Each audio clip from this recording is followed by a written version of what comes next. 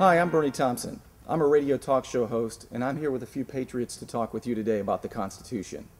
But first, will you join me in saying the Pledge of Allegiance?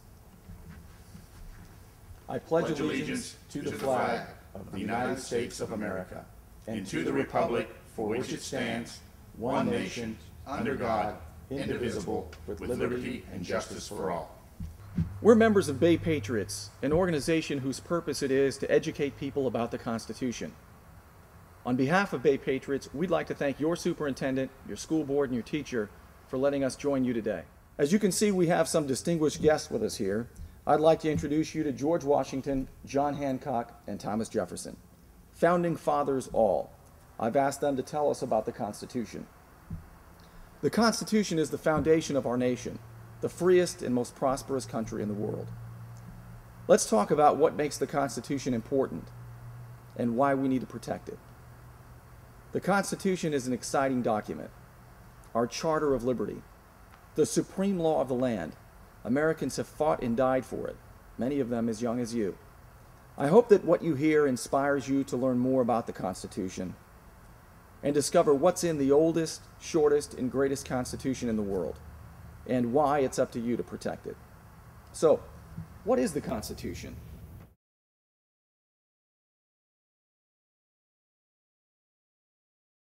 Mr. Thompson, I'd like to answer that.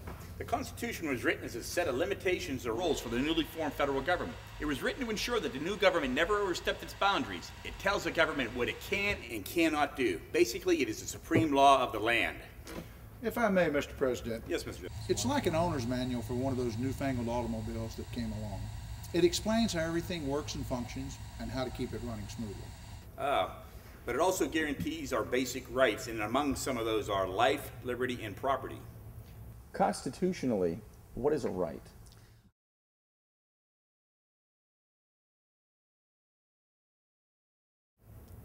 A right is an inherent, God-given, absolute authority, which cannot be infringed upon by any man. Mr. Hancock, what is meant by the word inherent? Let's say we have a chunk of lead. Who can tell me what would be an inherent property of a chunk of lead? It's heavy. That's right, it's heavy. You can't take away heavy from this chunk of lead. It's the same with the rights of American citizens. Remember, in the Declaration of Independence we wrote, "We hold these truths to be self-evident, that all men are created equal, and they are endowed by their Creator with certain unalienable rights, that among these are life, liberty, and the pursuit of happiness." Do remember one thing. With rights come responsibilities. You have the right to free speech, but you have the obligation to use it responsibly. Thus, your right to free speech carries with it the responsibility not to yell fire in a crowded theater. Thank you, Mr. Hancock. Since you mentioned the Declaration of Independence, it states that we're endowed by our Creator. I don't think I've heard that from any other government. Why is that important? I'll take that, Mr. Thompson. Our rights existed long before government was ever established. Very simply, if our rights came from man, then man could take them from us. The government has limited powers, only those powers which we, the people, give it. Why did the colonies declare their independence from England?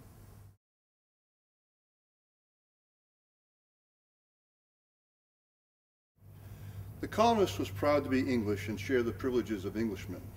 Since the colonists had the duties of an Englishman, they insisted that they have the rights of an Englishman. Therefore, they had the right to be taxed only by their own representatives. You see, we had representatives in Parliament with whom we could share our concerns. As colonists, we lost that representation and began to feel that the king should not levy taxes on us without representation.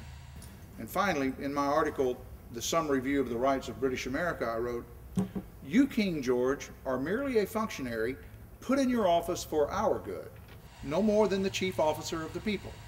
And if you ever cease to serve our purposes, we would be justified in replacing you. Let those flatter who fear. It is not an American art." What do you mean when you say, "let those flatter who fear"? Sir, cowards are weak and faint of heart, and they will cater to a bully. That is some pretty harsh language to say to a king.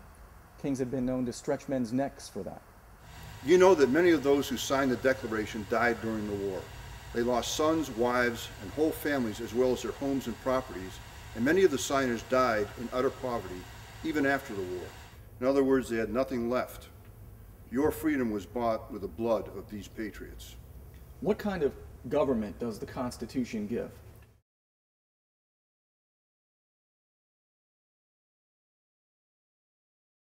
We are a constitutional republic.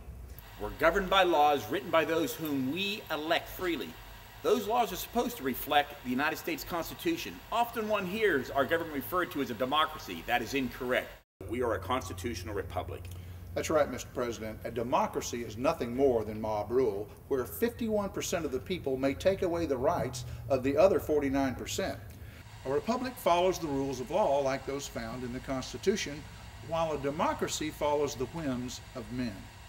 With that in mind, let's talk about what the Constitution says. How is power allocated in the government?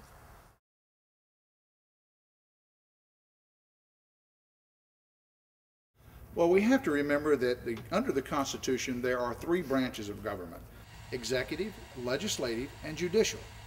Now, this balance of powers is imperative to ensure the will of the people is justly administered. For example, if the judicial branch begins to make laws through their rulings, for example, or goes against the will of the people and overturns election, it is acting outside its intended purpose and power. If this is permitted long enough, it will destroy our constitutional republic, and with it, our way of life, a life that is filled with so many freedoms we enjoy every day. We hope this will inspire you to learn more about the Constitution. Let's remember the Constitution doesn't grant us a single right, God does. The Constitution protects and secures our rights, and it sets up the structure, the powers, and the limits of government. The Constitution doesn't limit the power of citizens, rather it limits the powers of government. It's the supreme law of the land, and it's yours. Thank you for joining us. Now go forth and study, and support and defend your Constitution.